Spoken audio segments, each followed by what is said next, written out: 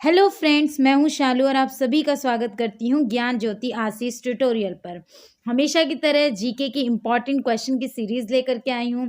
ये जीके की 13 सीरीज है, 13वें नंबर की सीरीज है, जो कि इंडियन नेवी और एयरफोर्स एग्जाम के लिए बहुत ज़्यादा इम्पॉर्टेंट रहने वाली है।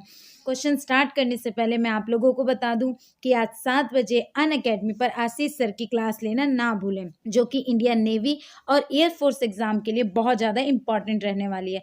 तो आज 7 बजे अनअकैडमी पर आशीष सर की क्लास जरूर देखिएगा।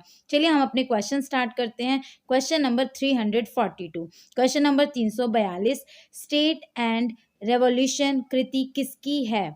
whose work is the state and revolution? तो स्टेट एंड रिवोल्यूशन कृति जो है, जो बुक है, ये किसकी है? तो ये किसने कहा था? स्टेट एंड रिवोल्यूशन कृति जो है वो किसकी लिखी हुई किताब, किसका लिखा हुआ है? तो ये टॉल्स्टॉय का है, लेनिन का है, जॉन रीड का है, या नन, कोई भी नहीं, नो वन, किसी का नहीं है। तो स्टेट एंड रिवोल्यूशन जो है तो ये लेनिन की कृति है। किसकी कृति है? लेनिन की। अब समझते हैं ये लेनिन कौन थे। ठीक है, लेनिन की कृति है। लेनिन कौन थे? तो अब बात करते हैं कि जो लेनिन ने जो है रूस में, ठीक है, लेनिन का संबंध है रूस से। कहाँ से है? रूस से। तो बात का जाए कि रूसी क्रांति में साम्यवादी क्रांति, रूस में साम्यवादी क्रांति लाने का श्रेय लेनिन को जाता है। जो आपने सुना होगा रूसी क्रांति हुई, बॉल्शेविक क्रांति हुई, तो उस क्रांति में, उस बॉल्शेविक लड़ाई में, रूस में जो बॉल्शेविक लड़ाई हुई थी, बॉल्शेविक की क्रांति हुई थी, उस लड़ाई में लेनिन ने बहुत इंपॉर्टेंट भूमिका निभाई थी। लेनिन ने क्यों उसमें भूमिका निभाई थी? लेनिन ने वहाँ के क्रूर शासक जार द्वितीय थे, जार निकोलस द्वितीय, उनका अंत करने में बहुत इंपॉर्टेंट भूमिका निभाई थी। तो ये बॉल्शेविक क्रांति में भी इन्होंने बहुत इंपॉर्टेंट भूमिका निभाई, रूसी क्रांति में भी इन्होंने बहुत महत्वपूर्ण भूमिका निभाई। ठीक है, और इनकी कृति क्या थी? State and revolution. Move to the next question. 343, kho खो मैदान में कितनी क्रॉस लेंस होती है? How many cross lanes are there in kho kho ground? जो खो खो का ग्राउंड होता है उसमें कितनी क्रॉस लेंसेज होती है? तो खो खो ग्राउंड में 8 क्रॉस लेंसेज होती है। 8 क्रॉस लेंसेज होती हैं। कितनी होती है? 8, 8 होती हैं। कितनी? 8 होती हैं। 5 होती है, 9 होती है, 8 होती है, 10 होती है। तो आप क्या कहोगे? 8 होती है। ठीक है, भारतीय खेल है खो खो, भारतीय मैदान पर खेला जाता है जो खो खो, उसमें जो मैदान होते हैं तो कितनी क्रॉस लेंस होती है? तो 8 क्रॉस लेंस होती है। Move to the next question. 344, आधुनिक रूस का निर्माता किसे माना जाता है? Who is considered the creator of modern Russia? Lenin को, अलेक्जेंडर द्वितीय को, स्टालिन को, और मैक्सिम गॉर्की को। तो आधुनिक रूस का निर्माता किसे कहा जाता है? तो आप लोगों ने सुना होगा आधुनिक रूस का निर्माता स्टालिन को कहा जाता है, स्टालिन को। अभी हमने ऊपर लेनिन के बारे में पढ़ा था कि उसने रूस की क्रांति में बहुत इंपॉर्टेंट भूमिका निभाई थी, इस लेनिन को हमने पढ़ा था। ठीक है, लेकिन अब यहाँ पर हम लोग बोल रहे हैं कि आधुनिक रूस का निर्माता कौन है। तो स्टालिन के बारे में समझते हैं, स्टालिन कौन था? तो स्टालिन को रूस निर्माता कहा जाता है। स्टालिन भी हिटलर की तरह तानाशाह था, रूस का तानाशाह था। लेकिन ये जो आप देखते हो कि मैप में देखते हो कितना बड़ा एरिया है रूस का, वो सब स्टालिन की वजह से था वो तानाशाह, लेकिन उसने अपने क्षेत्र को बढ़ाया। ठीक है, तो स्टालिन को ही जो है रूस निर्माता कहा जाता है। अच्छा, ये भी आ सकता है स्टालिन किस पार्टी से संबंधित था? तो स्टालिन बॉल्शेविक पार्टी से संबंधित था, जो रूस की पार्टी है। ठीक है, कौन? स्टालिन। आधुनिक रूस का निर्माता किसे कहा जाता है? स्टालिन को कहा जाता है। ठीक है, move to the next question. Question number 345, निम्नलिखित में से किस खेल मैदान का आकार सबसे बड़ा होता है? Which of the following playing fields has the largest size? Polo का, क्रिकेट का, फुटबॉल का, या बेसबॉल का? तो किसका जो ग्राउंड है, जो मैदान है, वो सबसे बड़ा फील्ड जो है किस खेल का होता है? तो किसका होता है? पोलो का। किसका होता है? पोलो का। तो answer will be polo. Move to the next question. 346, एक जार, एक चर्च और एक रूस का नारा किसने दिया था? He gave the slogan of a jar, a church and a Russia. अब देखिए ये नारा किसने दिया था? तो यहाँ पर एक जार। अब यहाँ जार कौन है? जार जो है राजा को कहा जाता है रूस में। जैसे फ्रांस में लुई होते हैं तो लुई को राजा कहा जाता है, तो वैसे ही जो है यहाँ जो ये रूस है, रूस में जार जो है राजा को कहा जाता है। तो यहाँ राजा ही है, एक राजा, एक चर्च और एक रूस, क्योंकि रूस में जार यानी राजा। तो एक जार, एक चर्च और एक रूस का नारा किसने दिया था? Leo Tolstoy, Lenin, tsar Nicholas द्वितीय या रॉबर्ट ओवन? किसने दिया था? जार निकोलस द्वितीय ने। किसने दिया था? जार निकोलस द्वितीय ने। अभी हमने लेनिन को भी समझा, कौन था, उसने बोल्शेविक क्रांति में बहुत इंपॉर्टेंट भूमिका निभाई थी। फिर हमने ऊपर जो हमने कहा रूस का निर्माता स्टालिन था, हमने उसके बारे में भी पढ़ लिया कि कैसे वो तानाशाह था, लेकिन उसने जो है रूस को, मतलब इतना बड़ा क्षेत्र आप देख रहे हो, हिटलर की तरह ही था तानाशाही वो, ठीक है। लेकिन अब यहाँ पर है कि एक जार्ज, एक चर्च, एक रूस, किसने, ये इंपॉर्टेंट है बहुत, किसने दिया था? जार निकोलस द्वितीय ने। अब ये जार निकोलस द्वितीय कौन था? तो देखिए अब ये जार निकोलस, जार यानी राजा ही होता था, तो निकोलस द्वितीय जो था वो कौन था? तो देखो जार निकोल, मैंने अभी आपको ऊपर बताया था एक नाम लेनिन, ठीक है, लेनिन बताया था मैंने, ठीक है। लेनिन एक क्रांति से संबंधित था जिसको बोला जाता है बोल्शेविक क्रांति। क्या बोला जाता है? लेनिन जिस क्रांति से संबंधित था उसको बोला जाता है बोल्शेविक क्रांति। इस क्रांति से वो संबंधित था, रूसी क्रांति बोल्शेविक क्रांति से संबंधित था। अब लेनिन ने ये क्रांति क्यों की थी? वो इस जार निकोलस द्वितीय के खिलाफ ही जो है ये क्रांति की गई थी। जार निकोलस द्वितीय के खिलाफ ही जो है ये क्रांति की गई थी। और जार निकोलस द्वितीय ने कहा था एक राजा, एक चर्च और एक रूस का नारा दिया था, ठीक है। तो लेनिन ने इसके खिलाफ ही बोल्शेविक क्रांति में महत्वपूर्ण भूमिका निभाई थी, इसके शासन को खत्म करने के लिए, ठीक है। Move to the next question. और मतलब एक यहाँ पर साम्यवादी समाज की स्थापना करने के लिए, ठीक है, समाजवादी समाज की स्थापना करने के लिए। Move to the next question. Question number 347, little master के नाम से कौन भारतीय क्रिकेट खिलाड़ी जाने जाते हैं? Which Indian cricketer is known as little master? Sourav Ganguly, Sachin Tendulkar, Sunil Gavaskar और विनोद कांबली। तो किसको कहा जाता है लिटिल मास्टर? तो ये कहा जाता है सुनील गावस्कर को, ठीक है। लिटिल मास्टर किसको कहा जाता है? सुनील गावस्कर को। याद रखिएगा लिटिल मास्टर किसको कहा जाता है? सुनील गावस्कर को। Move to the next question. Cycling का खेल परिसर क्या कहा जाता है? What is a cycling sport complex called? देखिए जैसे कोई भी एक ग्राउंड होता है उसको कुछ ना कुछ, वो किसी न किसी ग्राउंड पे खेला जाता है तो उसका कोई नाम होता है, स्पेसिफिक नेम होता है। जैसे कल हमने अंतर्राष्ट्रीय टेनिस टूर्नामेंट की बात की थी तो हमने बोला कोई हार्ड कोर्ट पर खेला जाता है, कोई जो है क्ले कोर्ट पर। तो ऐसे हर एक कुछ परिसर होता है जहाँ पर वो खेला जाता है, तो उसको क्या बोल, जैसे साइकिल का जो साइकिलिंग करते हैं उसका जो खेल परिसर है उसको क्या कहा जाता है? तो उसको कहा जाता है वेलोड्रम। क्या कहा जाता है? जो साइकिलिंग का खेल परिसर होता है, उसको क्या कहा जाता है? वेलोड्रम कहा जाता है। जो ग्राउंड सा होता है जहाँ साइकिलिंग होती है उसको वेलोड्रम कहा जाता है, ठीक है। अब जैसे कोर्स है, कोर्स गोल्फ कोर्स सुना होगा, तो कोर्स में क्या गोल्फ कोर्स होता है, ठीक है। तो गोल्फ जहाँ खेला जाता है उसको गोल्फ कोर्स बोलते हैं, ठीक है। यहाँ रिंक है, स्केटिंग, आप लोग स्केटिंग देखते हैं, ठीक है, स्केटिंग होता है तो स्केटिंग जो है रिंक पे खेला जाता है। तो वैसे ही साइकिलिंग वेलोड्रॉम पे खेला जाता है, ठीक है। जो उसका परिसर होता है उसको वेलोड्रॉम बोला जाता है। Move to the next question. 349, 7 नवंबर 1917 हुई बोल्शेविक क्रांति का नेता कौन था? Who was the leader of the Bolshevik revolution which took place on November 7, 1917। Alexander द्वितीय, लेनिन, लियो टॉल्स्टॉय और रॉबर्ट ओवन। तो जो बोल्शेविक क्रांति थी मैंने आप लोगों को बताया था कि उसमें सबसे इंपॉर्टेंट वो क्रांति हुई किसने स्टार्ट की थी? लेनिन ने। और किसके खिलाफ? जार निकोलस द्वितीय जो था उसके खिलाफ करी थी। तो इसमें बोला उसका नेता कौन था, स्टार्ट किसने किया था? तो स्टार्ट किसने किया था? लेनिन ने। तो आंसर क्या हो जाएगा? लेनिन ने किया था, ठीक है। Move to the next question. Question number 350, मुक्केबाजी का खेल परिसर क्या होता है? What is the sport complex of boxing court? ये तो आप सभी को पता है, जो रिंग होता है, रिंग जो होता है RING रिंग, उसमें बॉक्सिंग की जाती है।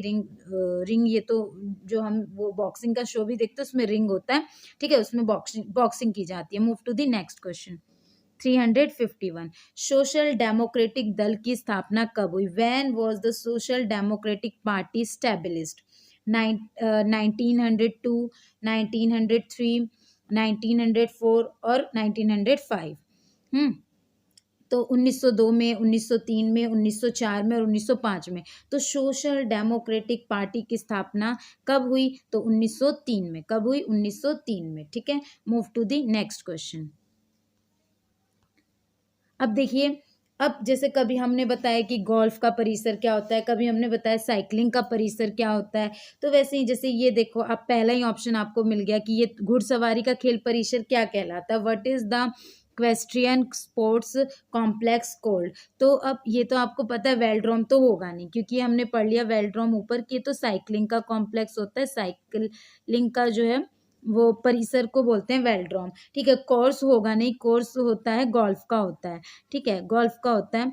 तो अब इसमें बोला है घुड़सवारी के खेल परिसर को क्या बोलते हैं, तो उसको एरिना बोलते हैं। घुड़सवारी के खेल परिसर को क्या बोलते हैं, एरिना। क्या बोला जाता है, arena. Move to the next question.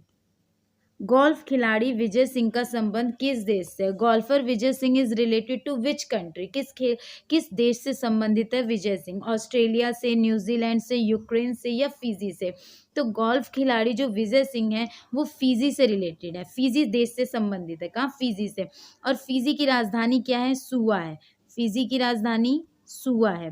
Fiji easy से याद कराने का कैपिटल बताती हूँ, फिजी का ये कैपिटल है। ठीक है, फिजी का कैपिटल है, फिजी की राजधानी है सुआ। फिजी यानी बिजी, जब आपकी लाइफ बहुत बिजी हो जाती है तो आप थक जाते हैं और आपको सुआ लेना पड़ता है। ठीक है, तो उसका कैपिटल क्या हो जाएगा, सुआ। ठीक है, तो ये याद करने का सिंपल सा तरीका है ताकि याद हो जाए। तो फिजी का कैपिटल क्या हो गया, सुआ। ठीक है, फिजी यानी बिजी, जब आप बिजी रहते हो, बहुत थक जाते हो, तो थकान से उभरने के लिए आपको सुआ लेना पड़ता है, सुआ, तो सुआ आ जाएगा। ठीक है, move to the next question. 354, रूसी क्रांति कब हुई? देखा, आज आपने जो सीरीज आप देख रहे हो क्वेश्चंस की, उसमें रूसी क्रांति इंपॉर्टेंट है। रूसी क्रांति आ रहा है, मैंने लेनिन बताया, मैंने आपको बोल्शेविक क्रांति में जार निकोलस बताया, मैंने स्टालिन बताया। तो ये सारे जो है इंपॉर्टेंट है रूसी क्रांति में। और रूसी क्रांति कब हुई? तो 1917 में रूसी क्रांति हुई थी। ठीक है, रूसी क्रांति कब हुई थी? 1917 में। Move to the next question. Skating खेले जाने वाले स्थान को क्या कहा जाता है? What is the place where skating is played? अभी अभी मैंने बताया था कि स्केटिंग जहाँ पर खेला जाता है उसको रिंक बोला जाता है, रिंक।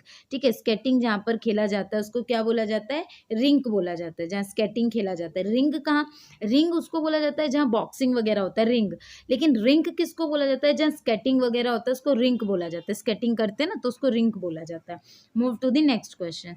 क्वेश्चन नंबर 356, जार मुक्तिदाता के नाम से किसको माना जाता है? Who is known as the treasure मुक्ति सविता।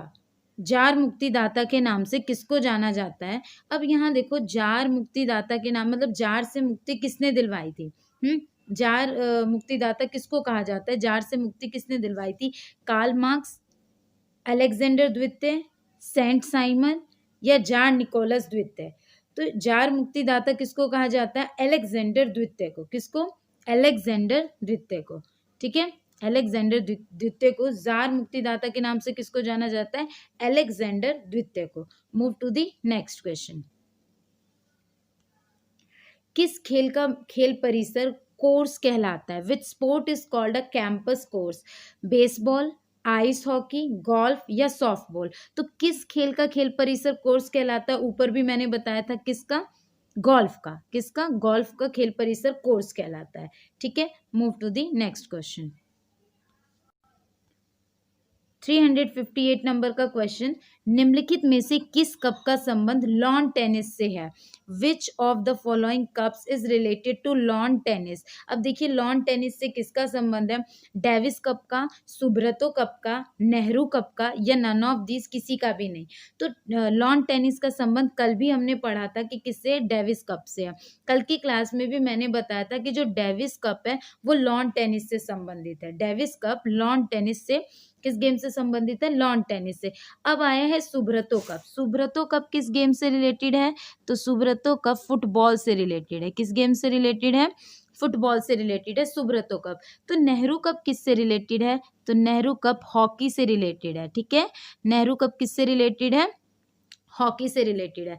देखिए, डेविस कप लॉन टेनिस से रिलेटेड है, सुब्रतो कप फुटबॉल से रिलेटेड है और नेहरू कप हॉकी से रिलेटेड है। तो ऐसे एग्जाम में क्वेश्चन आते हैं कि कौन कप जो है, कौन ये कोई कप का नाम, जैसे डेविस कप, सुब्रतो कप, किसी एक कप का नाम दे दिया जाएगा और किस गेम से संबंधित है, या गेम का नाम दिया जाएगा और किस कौन सा इस गेम से कौन सा कप संबंधित है। जैसे क्वेश्चन था कि लॉन टेनिस से कौन सा कप संबंधित है, तो डेविस कप, ये कल की क्लास में भी बताया था, Davis Cup. Move to the next question. 359, दुनिया के मजदूरों एक हो का नारा किसने दिया था? He gave the slogan workers of the world be one. तो आपने पढ़ा होगा कि पूंजीवाद के खिलाफ जो है किसी ने जो है बताया था, एक थ्योरी दी थी, तो वो किसने दी थी? पूंजीवाद के खिलाफ बोला था कार्ल मार्क्स, ठीक है, ट्राटस्की, जॉन निकोलस द्वितीय या रॉबर्ट ओवन। तो आपने कार्ल मार्क्स का नाम सुना होगा। तो कार्ल मार्क्स थे जिन्होंने कहा था दुनिया के मजदूर एक हो। उन्होंने ना मालिक और नौकर वर्ग को के बारे में कहा है। वो कहते मालिक जो है और अमीर है तो और अमीर होता जाता है, और नौकर का जो है शोषण समाज में होता रहता है। तो वही उन्होंने कहा है कि दुनिया के सभी मजदूरों को एक हो जाना चाहिए, ठीक है। तो उन्होंने पूंजीवाद का विरोध किया था। कार्ल मार्क्स की थ्योरी यही कहती है ना कि उन्होंने पूंजीवाद का विरोध किया था, और उन्होंने समाज में देखा था कि एक मालिक वर्ग होता है और एक नौकर वर्ग होता है। तो जो मालिक वर्ग है वो नौकर वर्ग का शोषण करता है, अमीर और अमीर होता जाता है, गरीब और शोषित होता जाता है। तो जो है ये कार्ल मार्क्स की थ्योरी है कि दुनिया के मजदूर एक हो, ठीक है। किसकी थ्योरी है? कार्ल मार्क्स की थ्योरी है। Move to the next question. 360, किस वर्ष भारत ने ओलंपिक खेलों में हॉकी का पहला स्वर्ण पदक जीता था? In which year did India win the first hockey gold medal in the Olympic games? 1938, 1935, 1845 और 1928। तो किस वर्ष में ओलंपिक में हॉकी का पहला स्वर्ण पदक जीता था? तो हॉकी में स्वर्ण पदक जीता था 1928 में। कौन? 1928 में। और हॉकी तो भारत का राष्ट्रीय खेल है, तो कब जीता था? 1928 में, ठीक है। कब? 26 मई 1928, और राष्ट्रीय खेल है हॉकी इंडिया का। Move to the next question. 361 नंबर का क्वेश्चन, भगवान बुद्ध ने अपना पहला उपदेश कहाँ दिया था? Where did Lord Buddha give his first sermon? Bodh Gaya, Kushinagar, Shravasti या सारनाथ? तो पहला उपदेश जो है जो भगवान बुद्ध थे उन्होंने अपना पहला उपदेश जो है कहाँ दिया था? तो सारनाथ में दिया था। कहाँ पर? पहला उपदेश कहाँ दिया था? सारनाथ में दिया था। इनके जो उपदेश की लैंग्वेज भी आ सकती है, किस लैंग्वेज में दिया था? तो पाली लैंग्वेज में दिया था। किस लैंग्वेज में दिया था? पाली लैंग्वेज में दिया था। अच्छा, अब भाई हमने तो यहाँ पर पढ़ा कि पहला उपदेश उन्होंने सारनाथ में दिया था। अगर क्वेश्चन में आ जाता है कि सबसे ज्यादा उपदेश कहाँ दिए थे? यहाँ पर श्रावस्ती में सबसे ज्यादा उपदेश, ठीक है, सबसे ज्यादा उपदेश उन्होंने यहीं पर दिए थे। कहाँ पर? श्रावस्ती में। सबसे पहले उपदेश कहाँ पर दिया था? तो सारनाथ में। सबसे ज्यादा उपदेश कहाँ दिए थे? तो श्रावस्ती में, ठीक है। उनकी मृत्यु कहाँ हुई? तो कुशीनगर में। जो भगवान बुद्ध थे उनकी मृत्यु कहाँ हुई? कुशीनगर में। और ज्ञान की प्राप्ति कहाँ हुई? बोध गया में। ज्ञान प्राप्ति कहाँ हुई? बोध गया में, ठीक है। देखो, बोध जो भगवान बुद्ध थे, चारों क्षेत्र जो चारों है ये क्षेत्र वो भगवान बुद्ध से संबंधित है। तो हमने एक तो क्वेश्चन का आंसर दे दिया कि भगवान बुद्ध ने अपना पहला उपदेश कहाँ दिया था? तो सारनाथ में। लेकिन अब ये भी देख लेते हैं कि क्वेश्चन आ जाता है कि सबसे पहले जो है कहाँ पर भगवान बुद्ध को ज्ञान की प्राप्ति हुई? तो बोध गया में। भगवान बुद्ध की मृत्यु कहाँ हुई? तो कुशीनगर में। सबसे ज्यादा उपदेश कहाँ पर दिए? तो श्रावस्ती में। और सबसे पहले उपदेश कहाँ पर दिए? तो सारनाथ में। Move to the next question. 362, great delayer उपनाम से कौन अंतरराष्ट्रीय अंपायर जाना जाता है? Which international cricket umpire is known by the nickname great dealer? Steve Bucknor, Dickie Bird, David Shepherd, none of these, इनमें से कोई नहीं। तो ग्रेट डिलेयर उपनाम ग्रेट डिलेयर उपनाम से किसको जाना जाता है? तो डिकी बर्ड को। किसको जाना जाता है? डिकी बर्ड को ग्रेट डिलेयर नाम से जाना जाता है। डिकी बर्ड को ग्रेट डिलेयर नाम से जाना जाता है। Move to the next question.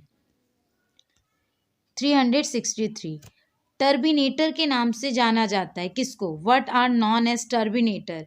मुरली कार्तिक को, सुरेश रैना को, महेंद्र सिंह धोनी को या हरभजन सिंह को? तो किसको जाना जाता है टर्मिनेटर के नाम से? किसको जाना जाता है? हरभजन सिंह को। किसको? टर्मिनेटर किसको कहा जाता है? हरभजन सिंह को। टर्मिनेटर किसको कहा जाता है? हरभजन सिंह को। Move to the next question 364। मुक्केबाजी के लिए प्रसिद्ध स्थान है। What is the famous place for boxing? पहले तो देखो, जहां पर बॉक्सिंग की जाती है उसको क्या बोला जाता है? उसको बोला जाता है रिंग। तो मुक्केबाजी के लिए प्रसिद्ध स्थान कौन सा है? मुक्केबाजी के लिए प्रसिद्ध स्थान कौन सा है? कैंस्की, व्हाइट सिटी, मेडिसन स्क्वायर और नन ऑफ दीज, इनमें से कोई नहीं। तो मुक्केबाजी के लिए प्रसिद्ध स्थान है मेडिसन स्क्वायर। क्या है? Madison Square. मुक्केबाजी के लिए प्रसिद्ध स्थान कौन सा है? Madison Square. Move to the next question 365। Barabati stadium कहाँ अवस्थित है? Where is Barabati stadium located? तो आपको याद हो, ये मैंने आपको पहले भी बताया कि बारावती स्टेडियम कहाँ पर अवस्थित है। तो ये एक बहुत पुराने स्टेडियमों में गिना जाता है। क्रिकेट स्टेडियम है। क्रिकेट स्टेडियम है और ये कहाँ पर है? कटक, उड़ीसा में है। कहाँ पर है? कटक, उड़ीसा में है Barabati stadium. Move to the next question 366। Wankhede stadium कहाँ अवस्थित है? Where is the Wankhede stadium located? Calcutta, Mumbai, Kerala या पुणे? तो वानखेड़ा स्टेडियम कहाँ पर है? तो वानखेड़े स्टेडियम कहाँ पर है? तो ये मुंबई में है। कहाँ पर है? वानखेड़े स्टेडियम कहाँ पर है? मुंबई में है। Move to the next question 367। Green Park stadium कहाँ पर है? ग्रीन पार्क स्टेडियम कहाँ पर है? चेन्नई में, कानपुर में, नागपुर में या कलकत्ता में? ग्रीन पार्क स्टेडियम कहाँ पर है? चेन्नई में, कानपुर में, नागपुर में या कलकत्ता में? तो ग्रीन पार्क स्टेडियम है कानपुर में। कहाँ पर? कानपुर, यूपी में। ग्रीन पार्क स्टेडियम कहाँ पर है? कानपुर में। Move to the next question. कुछ स्टेडियम्स के नाम है, वो बताना आपको कि वो कहाँ पर है। जैसे ईडन गार्डन्स स्टेडियम कहाँ पर अवस्थित है? Where is Eden Gardens stadium located? Calcutta, Mumbai, New Delhi, none of these, इनमें से कोई नहीं। ईडन गार्डन्स स्टेडियम कहाँ पर स्थित है? तो ईडन गार्डन स्टेडियम कोलकाता में स्थित है। कोलकाता में स्थित है। ईडन गार्डन स्टेडियम कहाँ पर है? कलकत्ता में स्थित है। Move to the next question.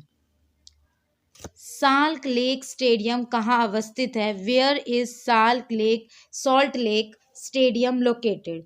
Salt Lake stadium कहाँ पर है? कलकत्ता में। सॉल्ट लेक स्टेडियम कहाँ पर है? कलकत्ता में स्थित है Salt Lake stadium. Move to the next question. Question number 370। Firozshah Kotla, जिसको अब बोला जाता है अरुण जेटली ग्राउंड, स्थित कहाँ पर है? ये जो फिरोजशाह कोटला, ये जिसको अरुण जेटली ग्राउंड अब बोला जाता है, वो कहाँ पर स्थित है? Where is Firozshah Kotla ground located? तो फिरोजशाह कोटला ग्राउंड कहाँ पर स्थित है? तो ये पुणे में, कलकत्ता में, नई दिल्ली में या मुंबई में? तो फिरोजशाह कोटला स्टेडियम कहाँ स्थित है? नई दिल्ली में। कहाँ स्थित है? नई दिल्ली में। इसको अब अरुण जेटली ग्राउंड बोला जाता है, अरुण जेटली स्टेडियम बोला जाता है। कहाँ पर है? नई दिल्ली में। Move to the next question. Sawai Mansingh stadium कहाँ स्थित है? The Sawai Mansingh stadium is located. तो देखिए सवाई मानसिंह, ठीक है, तो ये कहाँ स्थित है? जयपुर, बड़ौदा, भुवनेश्वर या नन ऑफ दीज, इनमें से कोई नहीं। तो सवाई मानसिंह नाम से ही लग रहा है राजा रजवाड़ा टाइप, तो वो तो राजस्थान का ही है, तो यानी कि जयपुर। तो सवाई मानसिंह स्टेडियम कहाँ पर स्थित है? तो जयपुर में स्थित है। ठीक है, रजवाड़े कहाँ? राजस्थान। तो सवाई मानसिंह स्टेडियम कहाँ है? जयपुर में स्थित है। ठीक है, तो आज के लिए क्वेश्चंस की सीरीज़ यहीं ख़त्म होती है। बहुत इंपॉर्टेंट क्वेश्चंस की सीरीज़ है, आप लोग इसको ज़रूर देखिएगा, क्वेश्चन ज़रूर आप इस सॉल्व कीजिएगा, बहुत इंपॉर्टेंट रहेगा। आज के लिए इतना ही। अगर आप लोग NDA, air force, XY, navy exam की तैयारी कर रहे हैं तो उस एग्ज़ाम को और बेहतर और अपनी तैयारी को स्ट्रॉन्ग करने के लिए अनअकैडमी आप लोगों के लिए बहुत अच्छा सब्सक्रिप्शन प्लान लेकर के आया है, जो आपकी तैयारी को बहुत अच्छे स्तर तक लेके जाएगा, बहुत अच्छा रहेगा। तो चलिए दिखाती हूँ मैं आपको ये सब्सक्रिप्शन क्या है। तो यहाँ पर देखिए, ये NDA, air force, XY, navy exam का सब्सक्रिप्शन है, बहुत इंपॉर्टेंट है। देखिए 1 मंथ का है प्राइस, 3 मंथ का, 6 मंथ का, यहाँ 12 मंथ का प्राइस, 1 ईयर का प्राइस जो है 8,000 रुपीज़ है। ठीक है, 8,000 रुपीज़ है। और अगर मैं आपको एक कोड बता रही हूँ, अगर आप इस कोड का यूज़ करते हैं JAT10। अगर आप इस कोड का यूज़ करते हैं तो आपको 10% डिस्काउंट मिलेगा इस प्राइस पे। 12 मंथ का जो प्राइस है 8000, उस पे अगर आप ये लिख लीजिए कोड GJAT10 तो आपको 10% डिस्काउंट मिलेगा। और ये आपका कितने का हो जाएगा? 7200 का। देखिए यहाँ पे 12 मंथ का कितने का हो जाएगा? 7200 का। तो आप लोग ये सब्सक्रिप्शन लीजिए, बहुत अच्छा रहने वाला है आपकी तैयारी को, इससे बहुत ज़्यादा इम्प्रूव होगी आपकी तैयारी। चलिए, थैंक यू सो मच।